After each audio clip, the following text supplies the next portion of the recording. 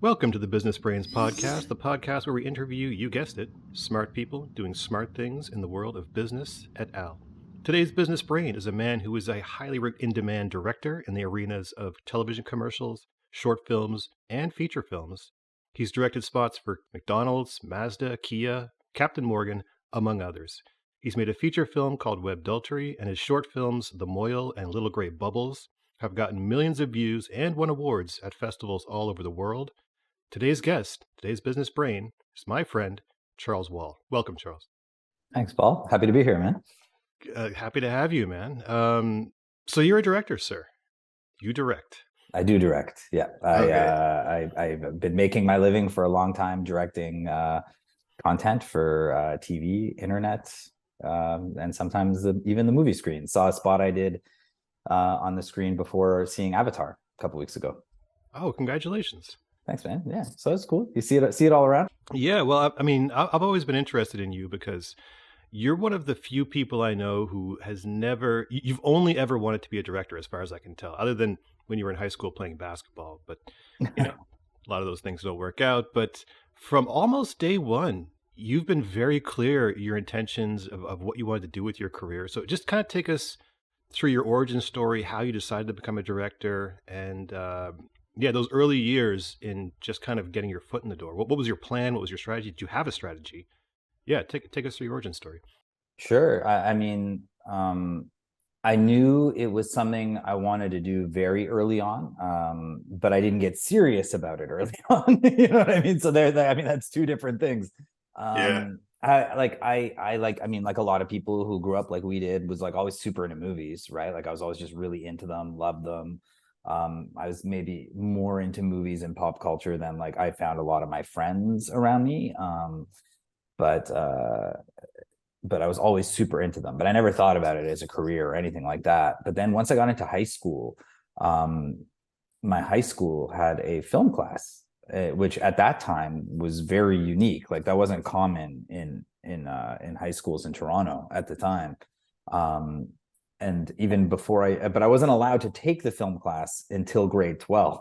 But before that, I was allowed to take media classes. And then in those media classes, we would make like little fun videos and stuff like that, and started to get me into it. You know what I mean? I still didn't think, oh, I want to make films, but I started to get like into the process and start to develop an understanding of like how you film different pieces and edit them together. It started to demystify things essentially a little bit for me throughout that process. But like also during that time, this was the time like Pulp Fiction came out. You know what I mean? Like the whole like 90s indie boom started to happen around the time I was in high school. And I remember being too young to get into Pulp Fiction, but some older friends snuck me in. And I remember seeing that in the theater and it kind of like really blowing my mind.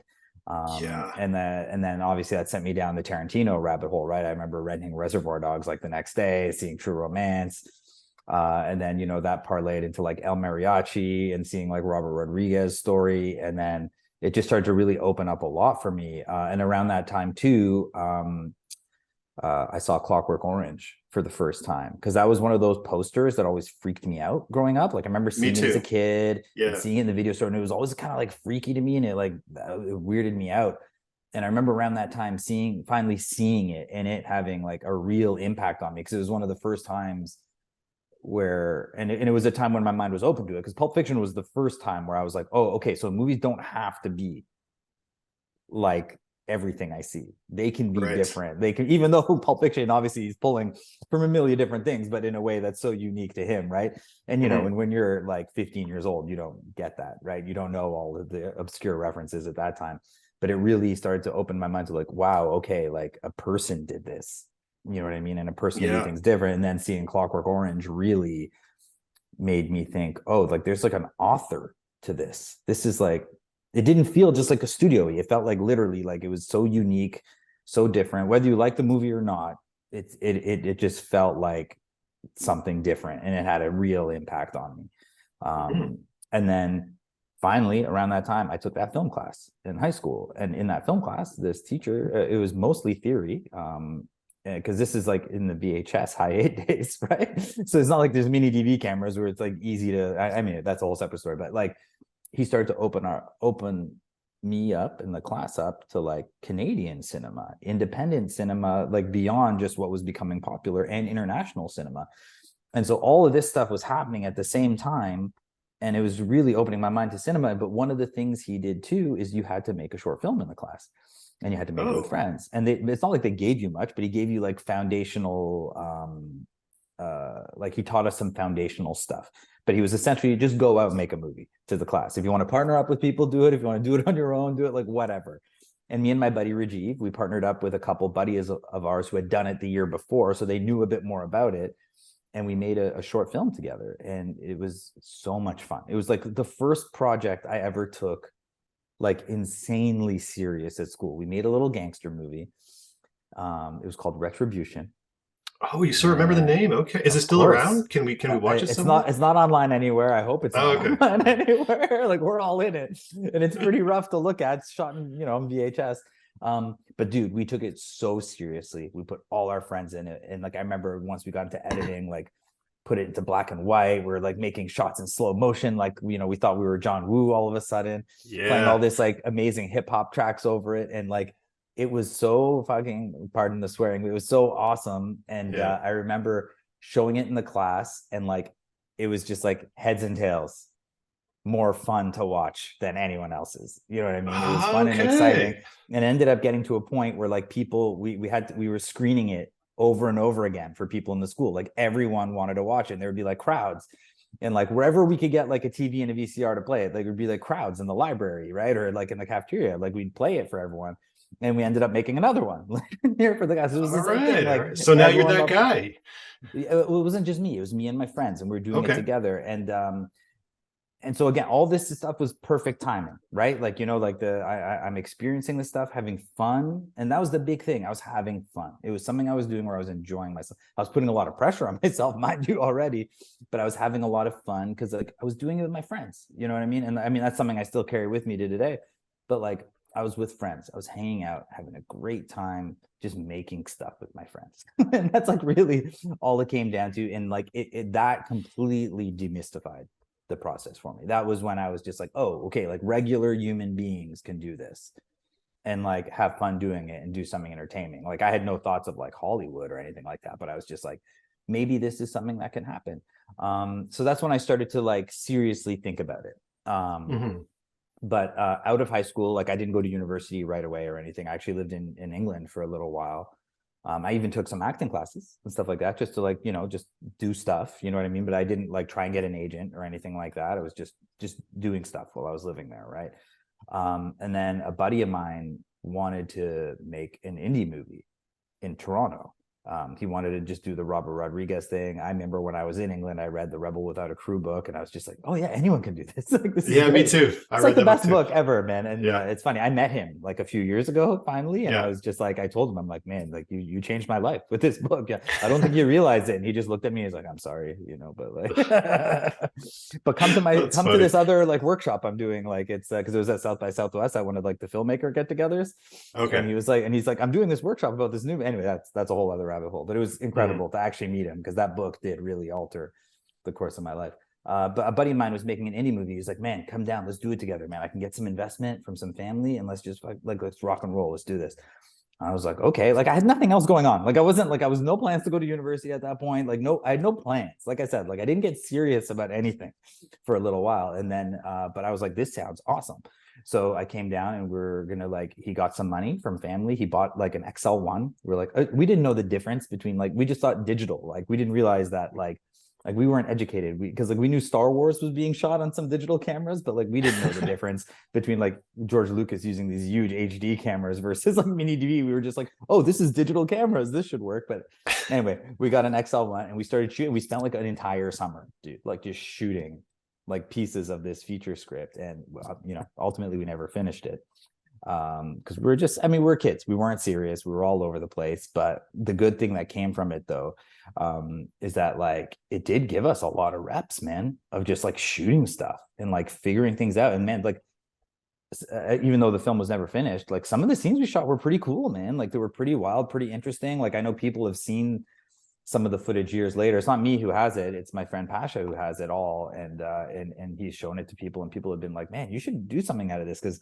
there is some actually like legitimately interesting stuff. Like we were just kids, free and like really experimenting, and it gave me a lot of reps of just shooting, being around, working with people, how collaborate. Everyone was way more experienced than me, and just like it gave me maybe a bit more confidence going into things than I should have had because of that. But it did get, because I didn't do anything good. It's not like I came out of that experience with something I could show people, but it at least really got me more comfortable with the process of putting scenes together and stuff like that.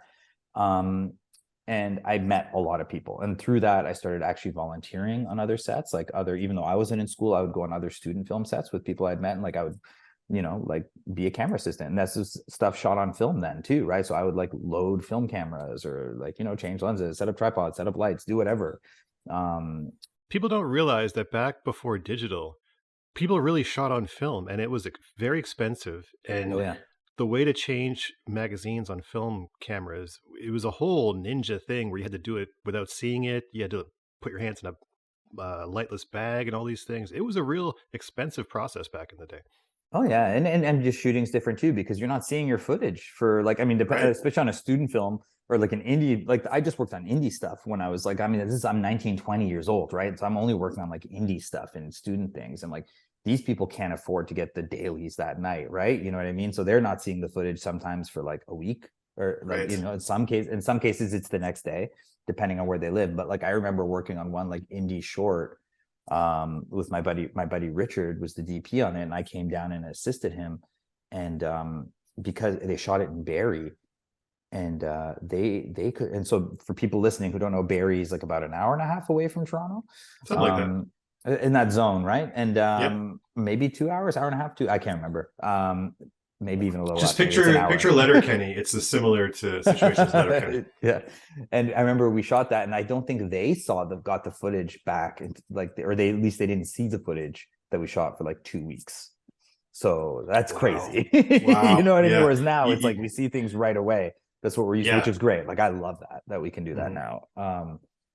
But anyway, I'm digressing. So I did a lot of that kind of stuff, and it just started to like, I just started to like, I mean, I was still working as a waiter though too, and stuff like that, to like actually make money. But again, I wasn't serious at this point. I knew I still did want to be a director. And I So what were the kind of possibilities bumping around your head about where you're going to go with your life? Was directing even one of them, or directing was definitely one of them. It was something I was like, you know what, I want to do this. But like I said, I just wasn't the most serious guy in like around that time, my early 20s. Like I did, but I did know I wanted to do it. So I actually I think when I was 21, I was like, I'm going to make my own short film, because I had like worked on so many other people's and stuff like that. So I started working on a script with a buddy of mine, and then me and my buddy Richie kind of just on our own, self-funded, made this short film called Coffee Shop. And we actually got it into some good festivals. We sold it to I think they're Super Channel now, but they were called something else before back then. do you remember how much you sold it for? Not I'm much. curious to know how much these things go for. I have no idea how much short. Well, it'd be different now, dude. This was a long time ago, but I think but at the time, do you have any idea? Remember? I think it was around $3,000. Hey, I'll take it. 3,000, sure. We were happy, dude. We were just happy to get the movie like sold. It was amazing. Yeah. And that too is a whole like learning process, like learning with the deliverable. We didn't even know about deliverables and how that worked, and all these like ways we needed to do it. So we're like learning on the fly and stuff. Well, it's funny because this is back before the internet was really any good for information, and no one knew anything. No one knew how to do anything. You had to just figure it out, And so yeah. Well, the internet was kicking then, but it wasn't. It definitely wasn't what it was now. Like, you know what I mean? Like by that point, I was on the internet a lot, and like, we were using it a ton. But there wasn't like YouTube wasn't around, Vimeo wasn't around, video on the internet wasn't the same. It just wasn't the same, for sure. Right.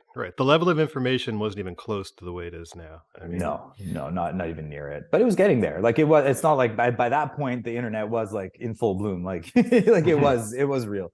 But so where things started to kind of really change though was like my mom really kept stressing me to go to school. And I didn't want to go to school at all. I didn't see the point. I didn't really want to do it. But she was like, just please, for me, like, just get some form of piece of paper.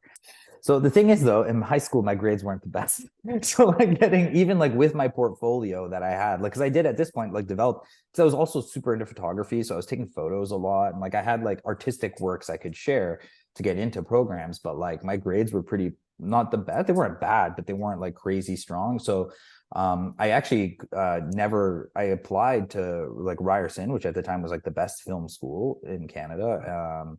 And I didn't get in. I was very close. Like they put me on the alternate list, but like so I went to ask them like, what is this? What's the deal? And they just told me straight up. They're like, honestly, man, your work's great, but like this being like a university, like how we let people in is based on like 50% their portfolio and 50% the grades. So if your portfolio scores like a 90, but your grades score like a 70, a person whose grades score a 90, you know what I mean, and their portfolio is like an 80, will get in and you won't, right? And they're like, unfortunately, like this is such a competitive program that your grades, like again, they're not bad, but they're not great. And that like that and they told me straight up, they were very transparent. They're like, that worked against you in this situation. At least they're honest, Yeah, exactly. And then so but at the same time, I didn't really want to go to any of these schools anyway, right?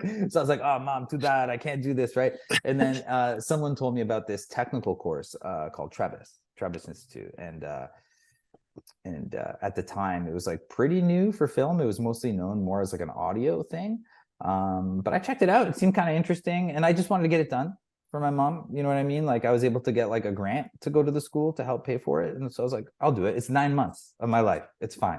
You know what I mean? It's downtown. Yeah. I like being, it's around where I do things anyway. So I was like, let's do it. And so I went there, and it was pretty bad when I was there. From what I understand, it's a lot better now. But at that point, like the person who ran the program, there was like a lot of issues. It was all over the place. Like wasn't very organized. But like any school, you get what you put into it. So I went into it knowing like, okay, I got to get something out of this. You know what I mean? So I worked very, very hard to like take advantage of being there and learn as much as I can, meet as many people as I can, because a lot of the teachers did work in the industry, which was good. So I was able to get a lot of good advice from them, but also they did offer grants to students to make short films. And I worked really hard to get one. And I got the big 16 millimeter grant that they gave once a year. So that was like a goal of mine going into it, to get that. And I got it. And I ended up like making my first like 16 millimeter short called Past Assault, which was another film that like got into a lot of great student festivals, sold it as well. And one of the things that school taught me was how quickly the film business can like demoralize people, because a lot of the students in the class, you could see got demoralized by it all very quickly. And like, for example, of the people that I was in my year there, I think maybe there's 2 that are still in the business. You know what I mean? One is it you and Jerome? Yeah, me and Jerome. Know Jerome. Yeah, so he's a working director as well, like really amazing director. Oh, and a friend of ours, Steve, who lives in the UK as well. He's still in the business like full time, like he does as well. But that was it. And because you can see a lot of people just weren't serious about it, and it like this business can kick the shit out of you fast. And this was even in school, it was kicking the shit out of people fast. But then once I got through that, towards the end of my time there, someone had told me about this newish post-grad program at Sheridan, where they were like, hey man, they shoot stuff on 35 mil, they have IMAX cameras, it's just a year, and it's like all professionals, it's all people who are serious. Like it's kind of like an alternate version of the CFC was kind of how it was phrased to me, although it's nothing like the CFC. So I went and I checked it out. I checked out the work that was being done there, and I was kind of blown away by it.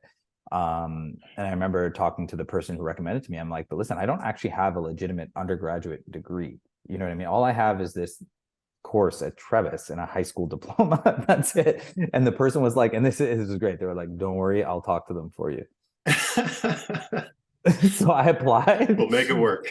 Yeah. And, they accepted my short films as like stuff that they could look at and stuff, that because I'd already done a couple at that point. And I got in, and that's where you and I met, right? Was at the course at Sheridan, and did that for the year. And honestly, man, I loved it. I loved my time there. I thought it was a blast.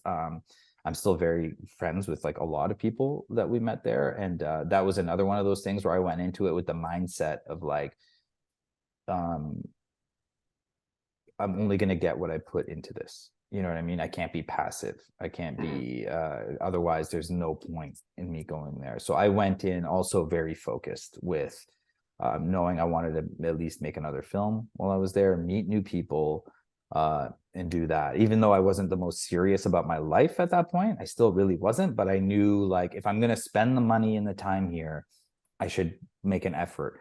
And you know, I ended up making 2 films while I was there, working on a lot of people's films, making a lot of good friends. Like there's a few things I would definitely do different with the knowledge I have now than versus I had then if I went in.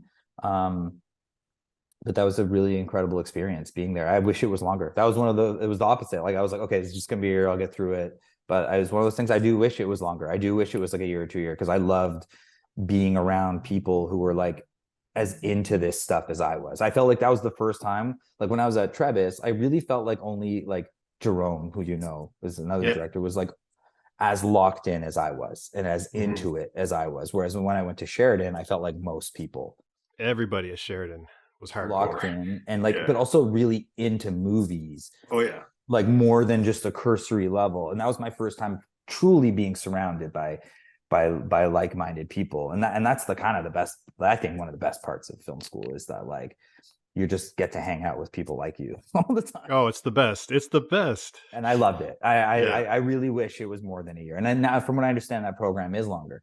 But then coming out of it, you know what I mean? I had like really nothing set to do.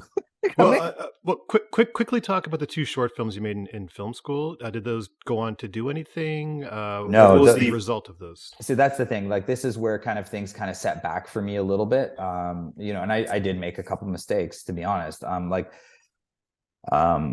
The films I made before film school did much better for me than the films I did in film school. And the films I made in film school had more resources, more like polish to them, but they didn't do as well as the ones I did before. Part of it's, you know, mistakes I made with the type of stories I was working on. And also like, you know, the first film I made there, I don't know if you remember, I had to ADR the entire movie.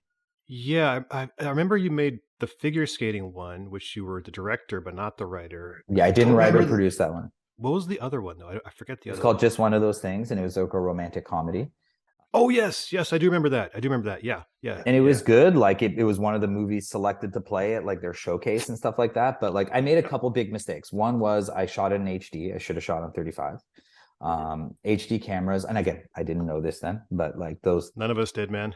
The cameras weren't ready yet. You know what I mean? The HD cameras, like unless you're George Lucas, you know what I mean? Or you have that kind of money, those cameras really weren't ready. I should have just shot on 35. I should have gotten more money somehow. I didn't have the money, but I should have gotten more money, shot on 35.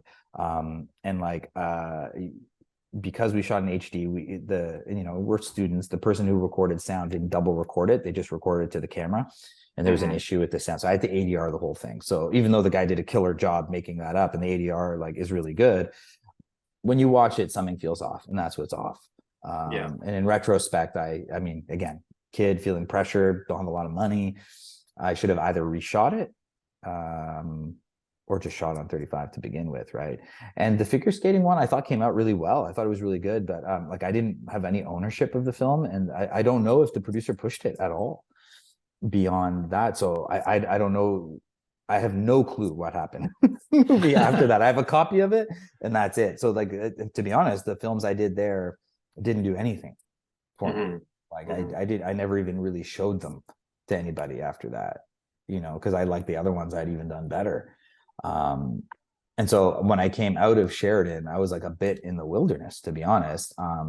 There was one thing though, Comedy Network was interested in an idea that a friend of mine had through another friend, and like so we started actually having meetings with them and developing these ideas. And this production company heard about it, and they started wanted to get on board. And so like me and a buddy spent like I would say maybe a year and a half, 2 years like working on it, and unfortunately it didn't go anywhere, you know what I mean? But I had like, out of arrogance, like we put all this effort into it and like so much energy into it, and it didn't end up landing. Unfortunately, it just wasn't for a variety of reasons, it didn't work.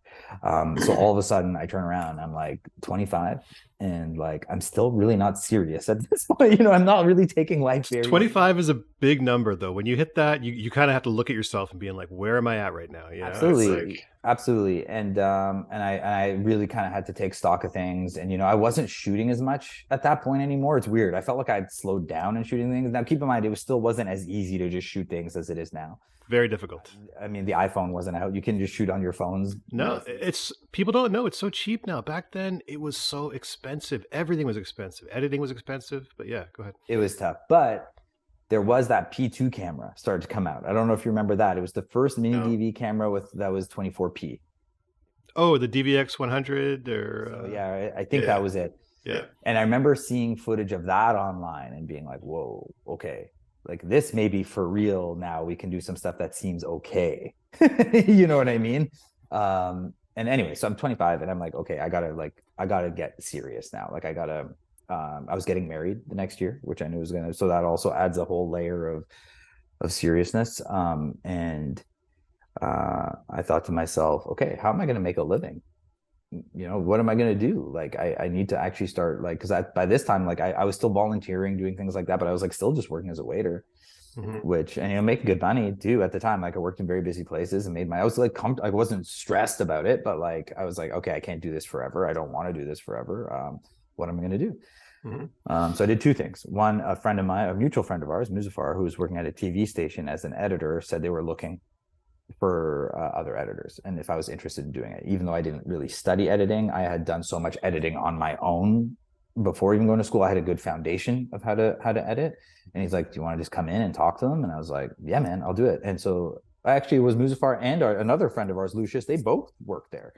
So they were well liked. So they brought me in, they vouched for me, and I got hired. And so I started working part-time as an editor at Global Television.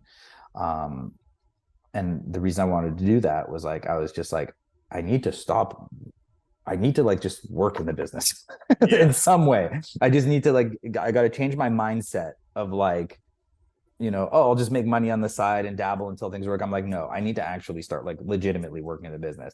And I learned very quickly once I was there is that like, when you work at a TV station as an editor, that doesn't count as like a certain part of the business. And you learn that as you get older, that like every aspect of the business is like its own thing. Like they don't count. Like if you work in commercials, like the TV feature people don't count it.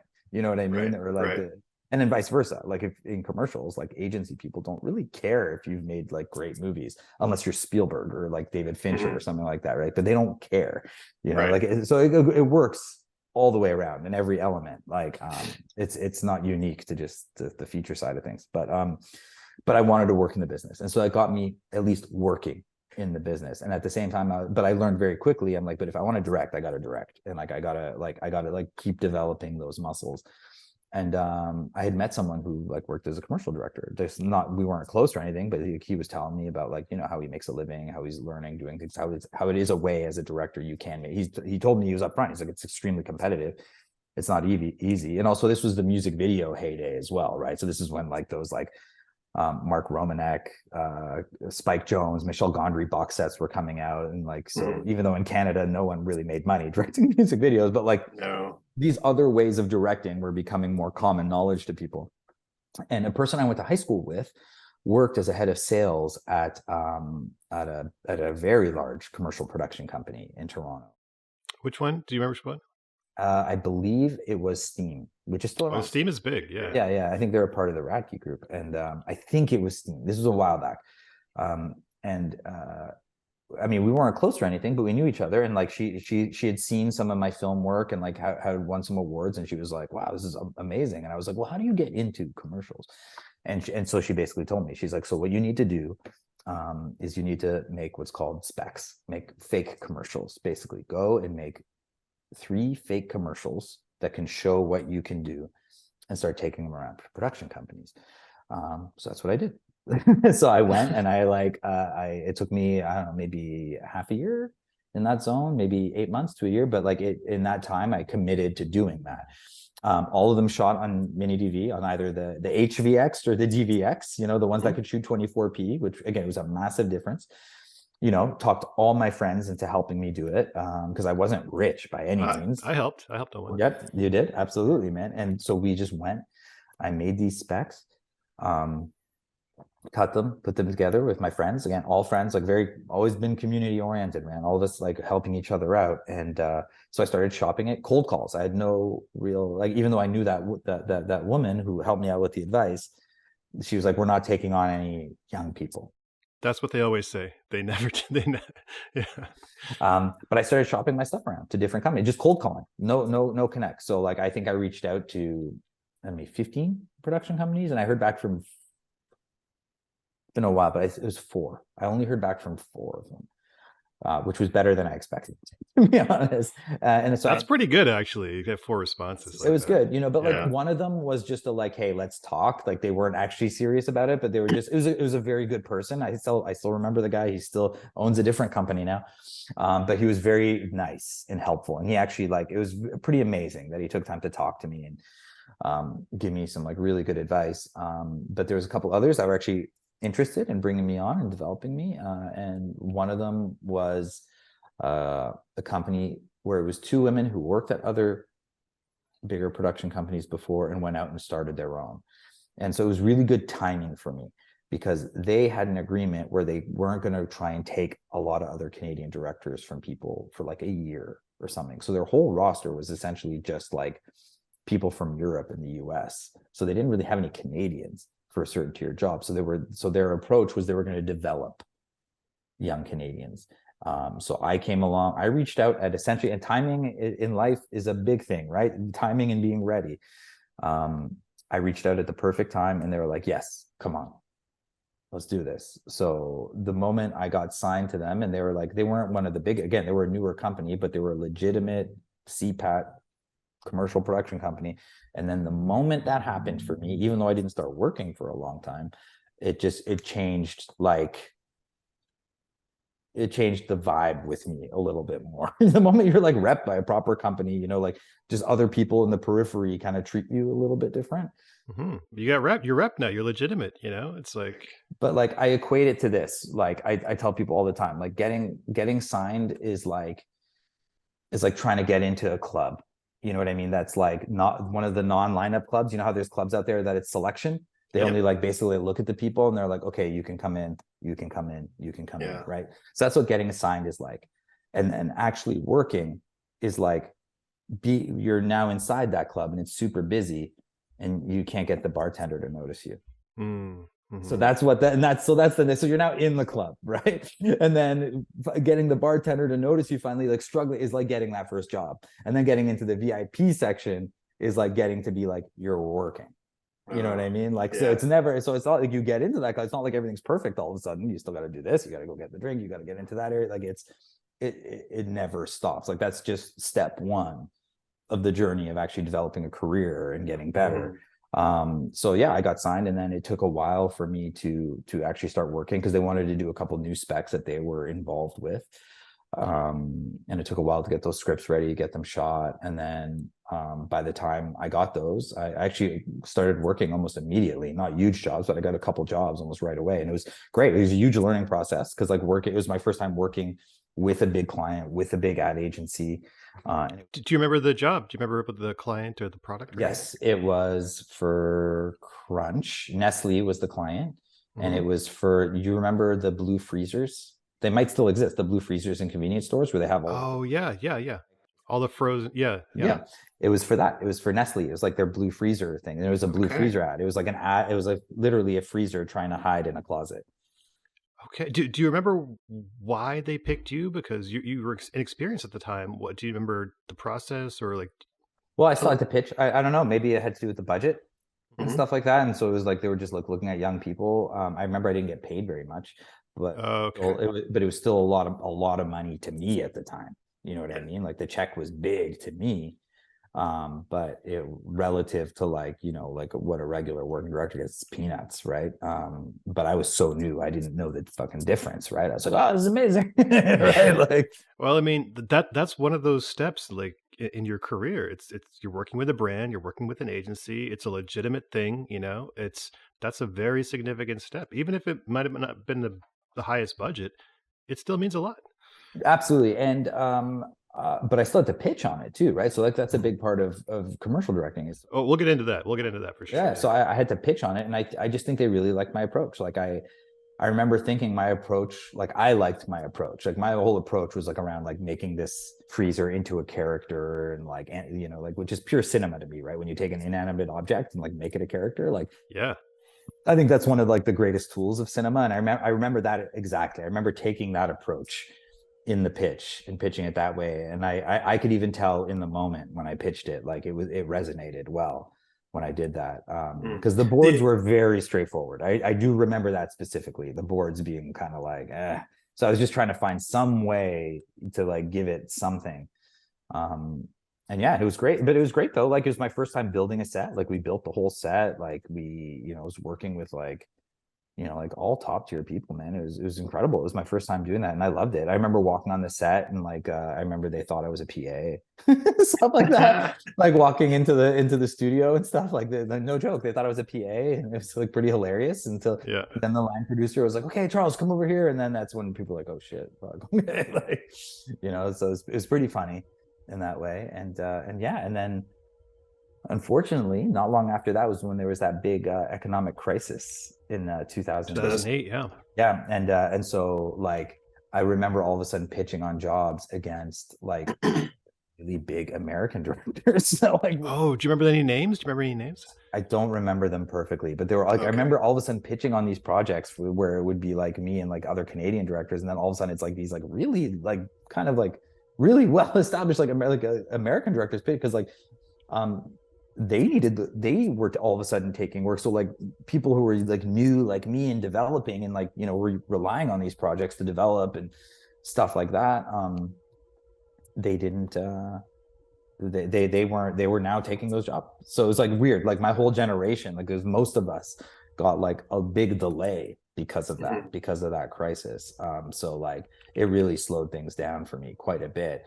And so like because of that I ended up just directing a lot more focus into trying to make a film, you know what I mean? Because like at the same time, like I'd never lost that side of things, like the narrative side of things. Like I knew I wanted to make films and do things like that too. So you know, I'd gotten some development money from Telefilm for writing a feature that I was developing, and then at the same time I started working on another script for what ended up becoming Webdultery, which is something we could do like Robert Rodriguez style for like, you know, like I think we made it for $25,000-$30,000. So once things slowed down there, like so our mutual friend Muzaffar and I, like we kind of committed to like making Webdultery because Bad Paper wasn't getting the traction we were hoping for at the time. Yeah, so Bad Paper is another script you were developing. Yeah, so that's the script. We had gotten money. We had gotten money from Telefilm and Harold Greenberg at the time, and I spent a lot of time on that script. Yeah, sorry, these are two government or charitable funds where people can pitch ideas and get funding for them. Harold Greenberg and Telefilm. So Harold Greenberg doesn't exist anymore, I don't think, but Telefilm still very much does. Like that's the primary source of feature film funding in Canada. That's the government funding, yeah. Yeah, they are the primary source. Like I saw the list of like the big budget funding this year, and I think Cronenberg was on there. I think which one? The younger or older? No, the older David Cronenberg. Like David Cronenberg. Okay, I think he still gets money from Telefilm. Oh, dude, there's been people. Seth Rogen has gotten money. Guys in Hollywood, you know, they'll definitely take advantage of it. Oh yeah, no, like he was on there. Who else? There was like another like really big name. I can't remember. But anyway, David Cronenberg was on there. So yeah, that's who Telefilm is. But that script I was working on at the time, Bad Paper, it just unfortunately wasn't, you know, for a variety of very strange reasons. Those are side stories I can tell you later that are pretty funny. But it wasn't moving. So Muzaffar and I, we were like, man, we really want to make a feature and we can do this. So we written Webdultery, and Webdultery was small enough that it could be made like with very little. And we just committed to doing it. We set up a business, like a proper business. Like we went to lawyers, got it incorporated and everything. And we set up an investment structure with people where we told people like, hey, if you invest in the movie, you know what I mean? Like basically any money that comes back into the movie when it's made, like we'll redistribute it back out to you, like based on the percentage that you put in, like in terms of I'm sorry, I'm not the best at explaining this, but like we set up like a proper, very fair structure with people like to invest. So we basically went to almost everyone we knew and we're like, hey, would you be willing to like give us a little money? And we were upfront with people. We're like, only invest what you're comfortable never getting back, because there's a high chance you'll never get any money back. That's a great pitch. That's a really great pitch. We were up, man, because we were going to friends and family. Yeah, I know. No, but it's great you're honest like that, because that's true. Yeah. And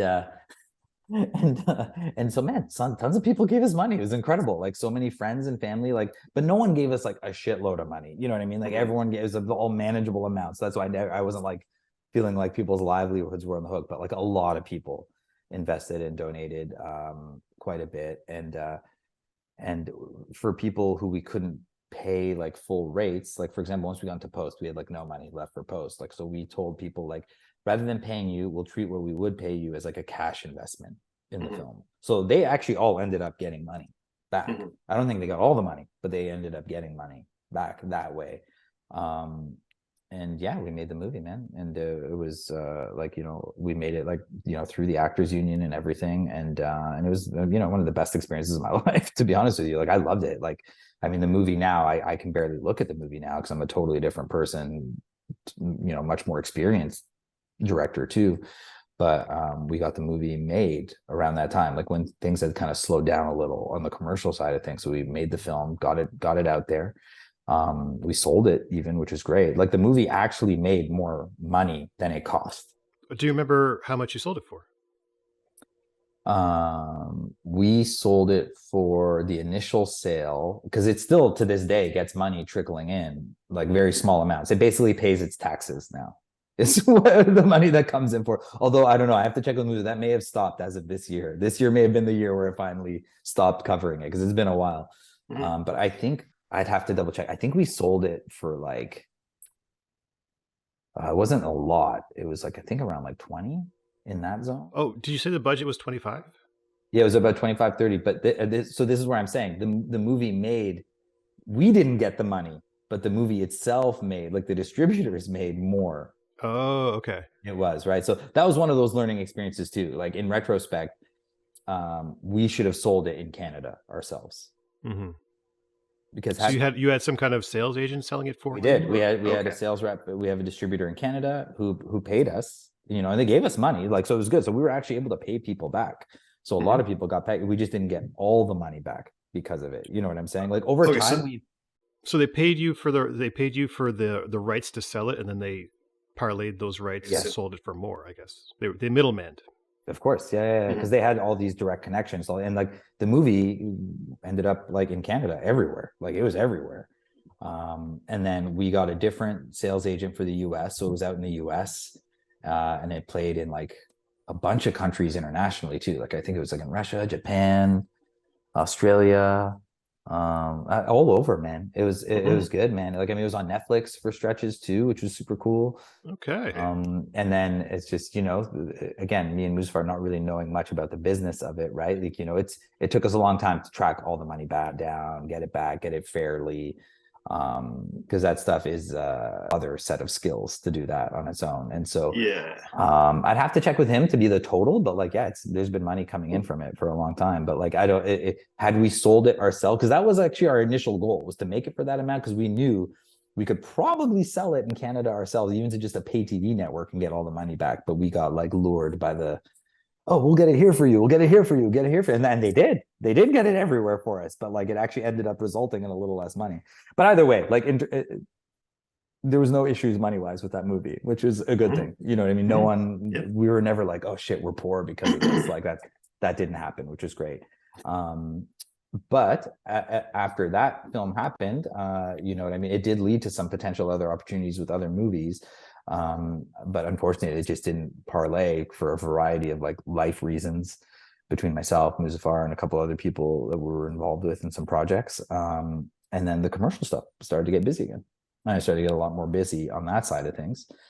Did the feature film affect your commercial status as a commercial director, or to give you more cachet, perhaps?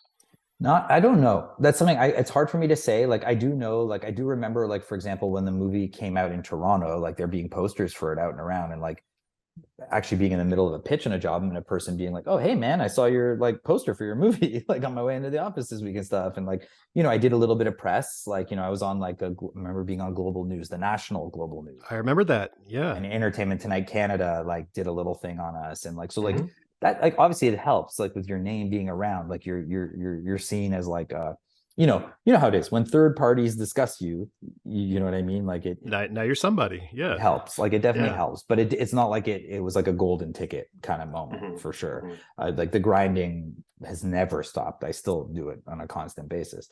Yeah, I can confirm that he Charles grinds all the time.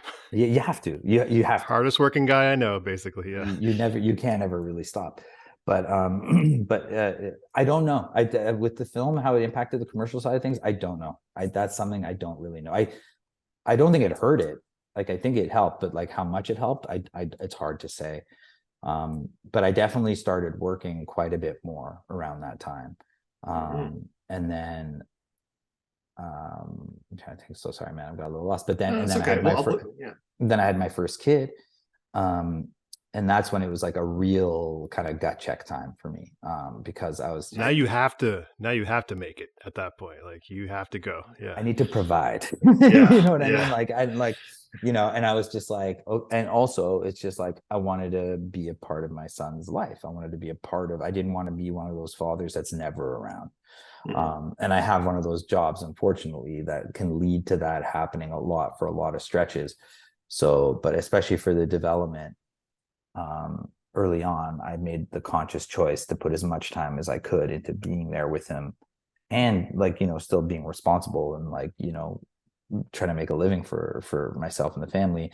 That I actually kind of made a conscious choice. I really stepped away from like pushing the narrative side of things in my life. Like, I stopped actively really developing any films or anything like that. And I just, as you know, I ended up actually even moving to Halifax. And I started working actually more when I moved to Halifax. Just, Well, talk about that a little bit. Talk about the difference between the Toronto commercial industry and the East Coast commercial industry, and why you made that move and how that move affected your career. Yeah. So, I mean, my wife and I wanted to leave Toronto. Just because we wanted to experience something different. We had a kid and we're getting older, and we were like, you know what? I had lived in Toronto almost my whole life. Like, we moved to Canada. My family moved to Canada when I was 2. And then I think like I lived in England when I was like 19, like I said, for a stretch. But otherwise, everything was Toronto. My whole life was Toronto. Like, all I really knew, I traveled a bunch and been to a lot of places, but I'd only really lived in Toronto and lived in England for a brief stretch. And the baby time before we came to Canada, I don't count. Yeah. Well, in Toronto, there's a saying in Toronto called Toronto Mans. Charles was a Toronto Mans. That's you were definitely, that was your identity. So, and so Maggie and I is just for like, forget career, just like life experience. Like, we wanted to just experience living somewhere else. And Maggie being American, like, we actually, because I had a green card for a stretch too. And like, because we did do some time living in the States as well, like back and forth, but like just like in Youngstown, New York. So it was like very, it's an hour and a half from Toronto, right? So we would go back and forth. So I never really felt like I left Toronto because I was still working in Toronto.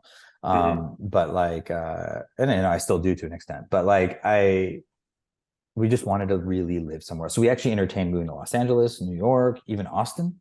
We were thinking about, and other parts of Canada, Montreal, Vancouver, Halifax, and then but there was something about Halifax I always really liked, and Maggie liked too. There was something appealing to me about being in a smaller city.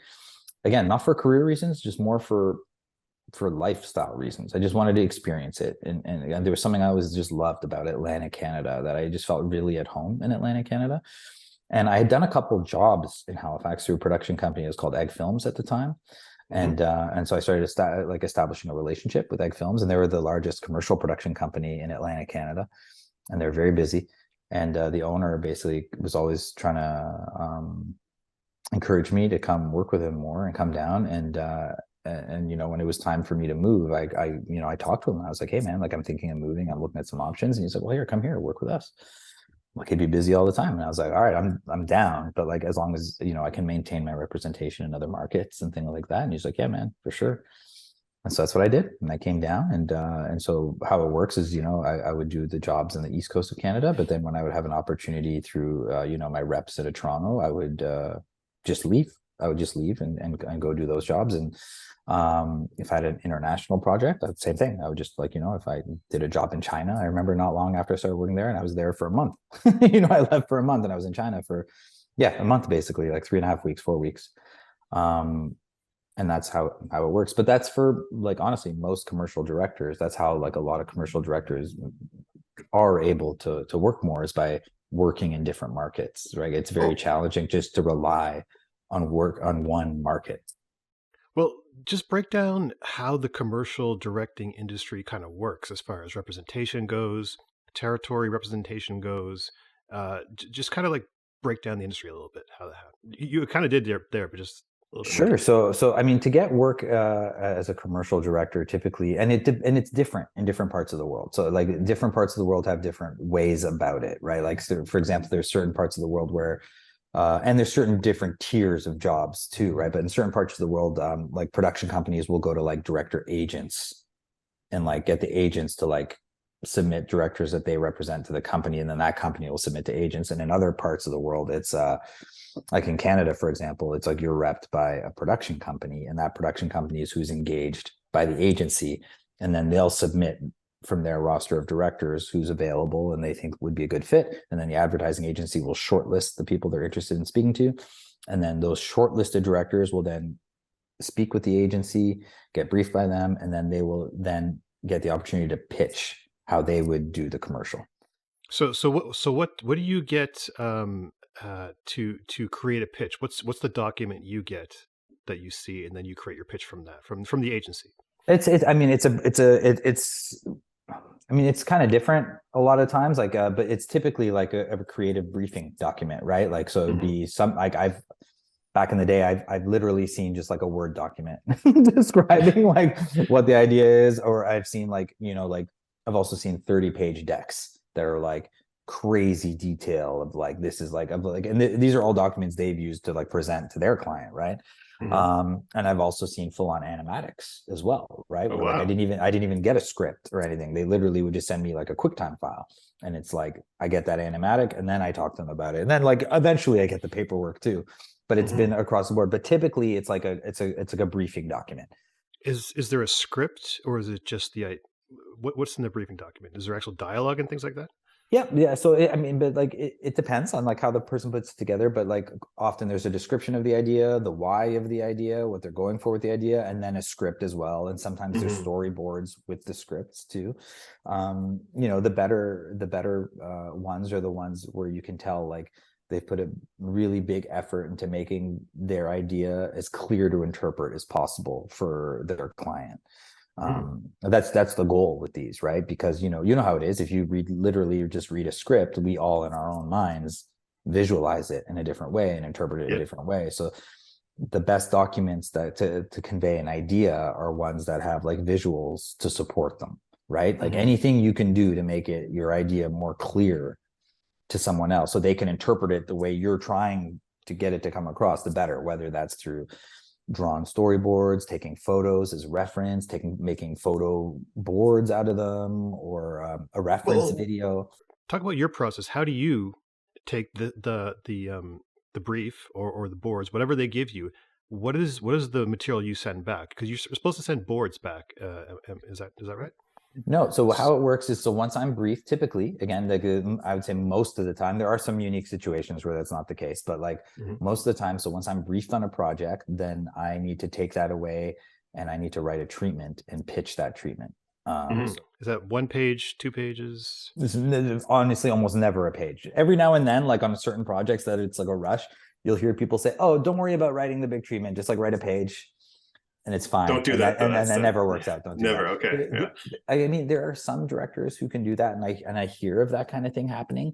But that's the people, like, that's a very few and far between. Those are, like, the really, they're the people that, like, they reach out and ask for specifically, typically, right? Like, the more celebrity director kind of people almost. But typically, you do need to write. And some directors who are super busy, won't even write their own treatments. They'll hire other people to write the treatments, which is fine too, right? It's usually with their input. They just might not be the strongest at writing it. Look, all is fine, right? Like you got to do what's best for you. Again, however you can best clearly convey your idea, do it, right? I like to write my own, just because it's also a way for me to work out the spot in a way, me actually writing it out. But I don't do the layouts myself. Like we hire, because I'm not the best at graphic design and things like that. So like we use people help me pull images and like do the layouts and stuff like that. So the layouts are not storyboards, but more of is it a mood board? We'll talk about the layouts a little bit. It would be like a mix between like a mood board and like a, I guess it is essentially a mood board. Sorry. Yeah. So it's like, you have your images, and then you have your text, and you have your images to be like visual examples of like what you're talking about, right? Like to you in that mood to like show that theme. So for example, if you're talking about like a cinematic style that's like pretty specific, you should have images to support that, right? Because like you have to remember, sometimes you're pitching to people who aren't like experts in the field of cinematography necessarily, or like certain styles, or they may have never heard of certain things, right? So like it's good to present things that are examples of what you're talking about. So sometimes I'll put photos, sometimes I'll even put video as well. So like there's like, I'll have like running video in the documents as well, that like, to really help set the mood. And dude, anything you can do. Sometimes I'll storyboard stuff as well, like where it's just like I can't find any images to like really get across what I'm trying to do, and I'll draw something to do it, and that's the most clear way. Or sometimes I'll even go shoot stuff. Like if there's something I want to try, I'll just pick up either like a DSLR, my phone even, and go shoot and cut a couple things together just to give a sense of how certain things might work, right? It's basically, you got to do whatever you can do to, again, clearly sell through your idea. That's what it's about. It's about getting people like excited about your idea, getting them on the same page, and clearly conveying it. And that's really all you can do, because like literally everyone, like once you get to a certain point that you're like a rep director and you're pitching against other rep directors, like anywhere in the world, like everyone's good. You know what I mean? Like it's not like anyone's bad. Like everyone's very good. There's tons of great directors out there. So like all you can do is just put forth your best idea, and like you gotta hope like it's simpatico to what they're going for. I mean, I'm fascinated by the world of commercial directing, because it's this entire industry of directors, filmmakers, that most people don't know about it, but it's an enormous industry, and they're incredibly talented. But people really they're not household. They're famous within the industry, but not really outside of the industry. So it's always been interesting for me. So most commercials are really good. A lot of like working commercial directors are very strong directors though, because they do it a lot. A lot of reps. Like that's the thing. It's a lot of reps. The whole, it's the 10,000 hours thing, right? Like you're on it a lot. Like, so like it's like a good TV director, right? Who directs a lot of TV. It's the reps. Like there's just a comfort of being on set, like, because you do it all the time. And you're used to talking to people, you're used to communicating with people. Like that's a big thing that like I've developed over time, is just an ease of like literally collaborating with other people, because most of the work I do is stuff I don't write or originate, right? So that's why when I do like work on like a personal short film or something, like it's a whole different experience for me, because I'm not like, okay, what did you think of that? Or hey, you want to talk about this, right? Like it's more like just like with the crew and stuff and the actors. That's where the collaboration happens. We'll talk about the client agency director relationship when you're on set. Talk about kind of how things go and like the sign-offs involved. So when the moment you get the gig of making a commercial, it's not like it's not like you just like go, right? Like, and you like can just go off on your own and you make it and hand it back to them. Like the agency and the client are involved every step of the way. And rightfully so. It's their money, it's their idea, and and it's their brand, right? So when a company puts anything out into the world, whether it's a commercial, a billboard, like a TikTok video, anything, it's a reflection of their brand. So they want to be very on top of that and make sure it's a good reflection of their brand and how they want their brand reflected. So they're not just going to like let some person go and do whatever. Right. So literally every step of the way, you have to be in communication with the agency. And if it's a direct to client project, which there's a lot of those too, you got to be in communication with the client. So there's no surprises.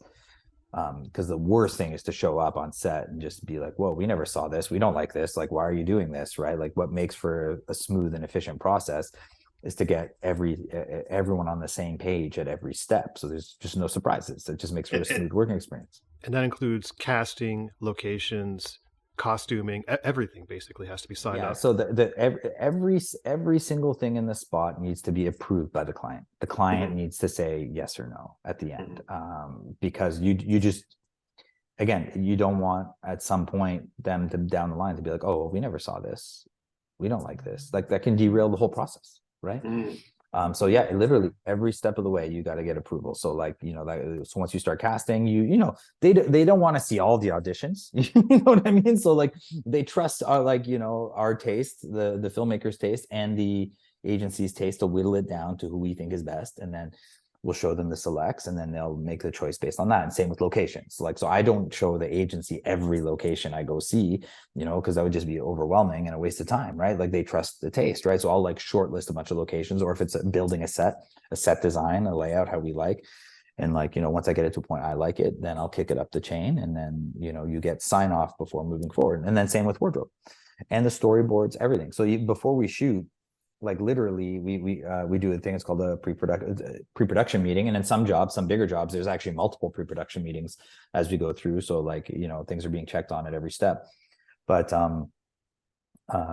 typically before a shoot starts, you have the big pre-production meeting, and you literally run through every detail of the of the commercial. So you're going through the storyboard. So like I'll have done either storyboards or a shot list or photo boards of some kind, and I'll run through all of that with them, make sure they're happy with how I've decided to lay it out. And then you go through the cast, you confirm the cast, but they'll have been chosen, but you double check and make sure everyone remembers. You look at all your production design options, things like that, have those discussions, make sure everyone's on the same page about how you're going to be dressing the sets, things like that. Then you'll usually actually do a wardrobe session after that too. So you'll go through all the wardrobe together, make sure everyone's happy with that. And then, so that way, by the time you shoot, it really is just a matter of showing up and doing it. And like what can slow things down from there is just the performances in a lot of cases, right? Because when you're on set, if it's a larger job with a larger agency and client, you'll sometimes have like 10 people behind you. You know what I mean? There'll be like 5 people from the agency, 5 people from the client. I've seen more than that. I've seen less than that. It's different from project to project. But you got to remember. Yeah, but half of those guys are there for the food, though, the craft service. Let's be honest. Hey, everyone's got a role to play, right? So yeah. I don't know. I'm not saying that, but I'll say it. Why not? But you got to look at it this way, right? When you're looking at the monitor, it's kind of like what we talked about a bit before. Everyone sees the script in their head a certain way, right? So when you're directing a scene and you see a performance, I might like a performance, but like one of those 9 people might be like, oh, that's not how I envisioned it. And quite often there's like 4 people that'll be like, oh, I didn't envision it that way, right? Oh, really? Yeah, so that's like not in a negative way. It's just, again, like we all have our own perceptions of certain things. And that's what can kind of slow down the process in some situations, is like, just, can we try a version like this? Can we try a version like this? Can we try a version like this? Can we try a version like this? Because like everyone sees it a different way, and everyone wants to be a little safe and cover themselves. So in post-production, they can try a lot of different options, because it is such a filtered process, that's kind of like, where on set, that's where you start to see a lot of the differences. Like, it's, I actually warn a lot of like actors, if it's like their first time in a commercial, to like just be prepared that like really, no matter how good they are, they're going to have to do multiple takes, they're going to have to do multiple options, they're going to be told to try it different ways, and that like it's normal. Like, it's not, because I've seen some actors, like when I was early on starting, especially some inexperienced actors, get really in their head about it. And they started to think they were doing something wrong, and they weren't doing anything wrong. It's just people just wanted to see it different ways. Like, that's it. Because again, there's like 10 people watching, and like 10 people, they're all like, oh, let's try this. Let's try this. Like it can turn into that sometimes. And like this actor got so in her head, and we lost her. Like, we lost her. Yeah. It was brutal. It's probably the worst experience I have ever had with an actor. I felt so bad for her. Yeah. But but at the same time, she hadn't, like, the homework wasn't done. She didn't come in locked in, ready to. So it's, it was both sides on that one, right? But like the agency wanted to see a lot from her, and I don't think she had the experience and the confidence to get it, because her confidence just disappeared, and she was doing a great job, but she just wasn't ready for it. So now you prep them ahead of time and say, listen, this is what you're in for. It's not personal. Yep. Yeah. And so they get it. They know it. You know what I mean? Like, so, cause like, I know, like, I mean, we can all be sensitive and get self-conscious. Right. So, Mhm. it's good to just warn people. I find that, like, no matter what, you can be Daniel Day-Lewis and they're going to ask you, hey, can you try that with a bit more of a smile? It's gonna happen. It's gonna happen. I guarantee it. Like, I'm gonna walk around the corner and say this to you. You know, it's gonna A little happen. less serious, Daniel. Can we lighten it up a little bit? Yeah. It's gonna happen. No matter how good you are, they're gonna. Mhm. Oh, and then can we try one where you're like, maybe like giggle first a little before you Yeah. say it? Like, I'm telling you, dude. Like, it gets like that specific. Like, No, I've seen it. Yeah, I've seen it. so that's kind of the vibe. But yeah, like, I mean, typically, like, the good shoots are, when things are very well prepared ahead of time and everyone's on the same page. I find that always makes the Mhm. smoothest productions. And then in post Awesome. production, it's a whole different beast, right? Like, that really depends on what market you're in. Like, Well, how much are you involved in post production? it depends on the market, right? Like, in some, like, international jobs, like, I'm heavily involved until the online, and then, like, in like the States, for example, like, not at all. Like, not at all. Hmm. And Hmm. in Canada, it's a little 50-50. Like, basically getting the first cut up, but like, once the first cut's up, it's like, it's not really yours anymore. And Are you involved in choosing the music or the editor? in some productions, some I am, some I'm not. Some, the agency hires the post production side of things separately. Like, they Mhm. treat it literally as different aspects, and they hire them all independently. Some they want the production company to hire it all. Like, it's different from project to project, because budgets are Oh. changing so much now. Mhm. And the asks are changing so much now too. So that definitely does change from project to project. How are budgets changing now? You just mentioned. And getting the people are asking for more with less. Oh, really? Yep. So is that a gradual thing or is it just kind of a sudden thing now? No, it's been happening for a while. It's Okay. definitely happening for a while. It's not like they've completely disappeared, but there's definitely, like, a lot more now of the lower budget jobs, where, the asks are even higher. Like, because now there's a lot of asks for, like, you don't just do your spots for, like, TV and internet. Before, it used to be just TV, then it became TV and internet, and now it's TV, internet, and social, right? So you're doing Hmm. versions for a TV screen, a movie theater, a 6-second pre-roll YouTube ad, a Facebook version, and now Instagram stories version, TikTok version. So you're doing versions that are like, the Aspect ratios are different. screen, this, and Yeah. it's a lot. It's a lot, man. Like, it can really grind down the process. But Hmm. there's a lot more. But like anything, we just adapt, get used to it, and just figure out ways to make it happen. I've always been interested in how the pay structure is in directing because as far as I can tell, you guys get paid per shoot day, but you do way more than that. Is that correct? Yep. Yeah. So just explain how that goes. Every director has a daily rate for when you're actually shooting, where the cameras are actually rolling. That's when you actually get paid for. But That's how it's the structured whole in a budget. Yeah. Like, so, like, in a yeah, yeah. budget, like, it'll be like, it's basically, we essentially just get a flat rate for the job. That's what it Hmm. is. Hmm. And Oh, so it's not daily anymore. It's just flat. well, that's how it's put in the budget, right? So, like, it Oh, is okay. like, directors do have a daily rate typically, Hmm. right? But, like, if, let's say, there's like a 2-week job, you know what I'm saying? Like, that rate can get adjusted. You know what I'm Oh, okay. saying? Like, Okay. you know what I mean? Like, but, like, it still, like, would be like a much better paying job than a 1-day shoot for sure. But, Yeah. like, certain things can get tiered. But it is, yes, you get paid per production day You typically. get paid per production day, but you're actually working way more than that. You're working pre-production, you're working Yep. post-production, you're Yeah. pitching. So a lot of your work is outside of the technically your daily rate is it's kind of interesting how that works. That you're doing so much beyond those those days you get paid. Yep. Yep. That's how it works. That is how it works for us. Yeah. So, like, some jobs more than others, man, in terms of, like, the work you do around the shoot. But the work you do around the shoot is equally as important as on the day. Like, it really is. Like, a lot of the choices you make before you get to the shoot day are what dictate what the shoot's going to be. Yeah, yeah, Like, absolutely. I don't know if you remember, like, one of the things that we were told at Sheridan is very true early on. They told us, they were like, the filming of any of these things is actually the reward, right? Mm-hmm. Everything around it is the work. Like, the real work actually comes around the filming, I find. Yeah, well, actually, that's interesting because your job is divided into two aspects, which is doing the job and getting the job. Yep. Those are basically, and so how much do you think of of the work you do, how much of it is trying to get the job as opposed to doing the job, do you think, if you're going to split the pie? I don't know, man. I'd have to like really break that down and think about it. But on like an individual job, like, so let's say, like, I'll just try and think the last job I did that I pitched on, I would say maybe 10% was getting the job, 10, 15%. That's not bad.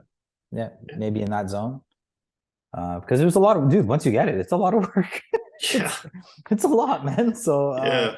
yeah, I would say, like, if I break it down into days I worked on that job, yeah, maybe 10, 15%. Okay. All right. How much of it do you think is relationship based? Like the work you do, how much do you think of the volume of work you do? How much do you think is based on your relationships you've already had as opposed to new clients? It's huge. It's huge, 100%. Relationships, like, but that's like, man, you know that. Like, that's anything in life. Yeah. Like, relationships are huge. But you especially, because you're a supplier, you have to pitch on every single job. So it's like you're constantly well, selling. there's some jobs I don't pitch on. You know what I mean? Like, enough on wood. Okay. Like, I'm very lucky in that way that there's some projects I don't. Like, there's some jobs I do that, like, they just come to me directly and I do them. And you know, those are 100% based on relationships, and like it would only be through relationships that would do that, because because we've been through it together. It's proven that we can do it. We know the same language. But those are very specific type of projects. You know what I mean?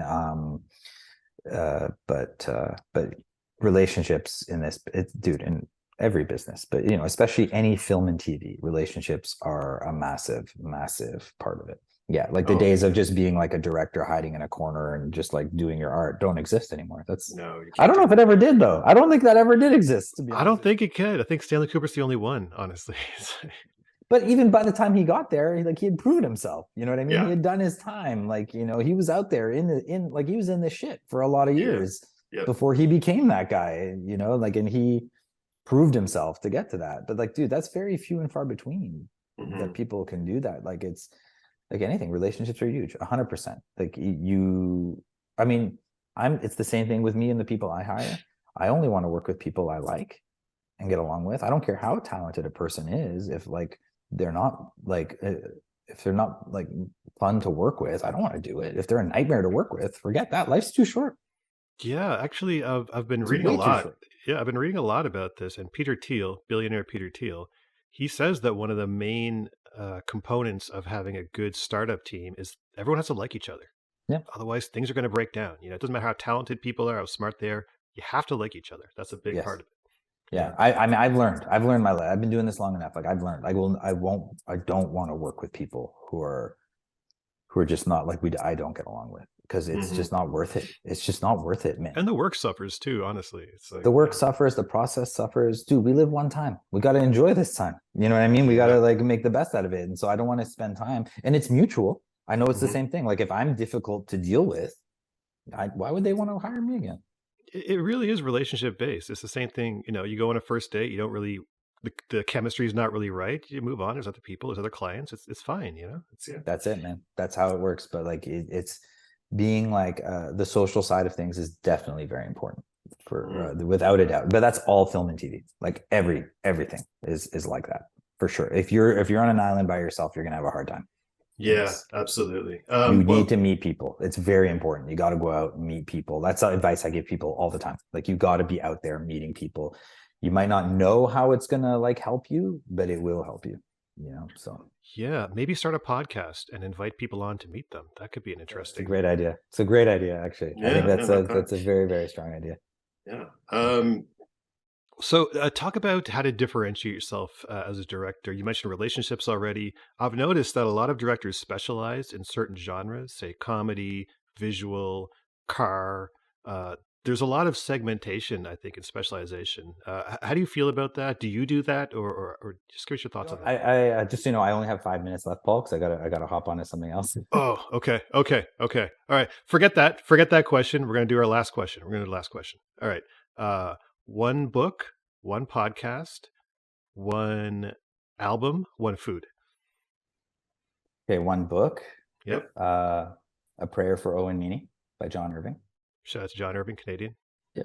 Is he? No, he's not Canadian, but he lives. I know he lives in Toronto part of the year, I think. Half Canadian John Irving. Here we go. Sort of Canadian John Irving. Okay, so that was the book. The podcast. Oh man, I listen to a lot of podcasts. I love the rewatchables. Got to give rewatchables a shout out. I love that. I love that one so much. Okay. What's the other ones again? Album and food. Okay, album. Oh man, that's really hard. Okay, food. I'll go to food first. I'm gonna go a souvlaki on a pita with fries. Oh, from where? You're gonna laugh. It's a place called Esquires in right on. I know that place on the Bedford Highway. No. Sorry, Toronto. Not that Esquires. It's in Toronto. Okay. Yeah. Okay. VP and Shepherd area. I love it. All right. So like it was a late nights place for me. Like when we were young, going and we'd like eat there late nights. I just love it. I love it. Side of tzatziki sauce for the fries to dip the fries. Shout out to Esquire in North York. Yeah. And album. There's a lot, man. Just whatever comes to your head first, just go for it. Hello Nasty, Beastie Boys. Oh, old school. Attaboy, Charles. Listen, thanks so much for coming on my podcast. This is Charles Wahl. He's a commercial director. He's a business brain. He's a friend of mine. And we appreciate him and taking the time to come on the podcast. Oh, my pleasure, man. Thanks for having me. Thanks, Charles. Appreciate you, man. All right, man.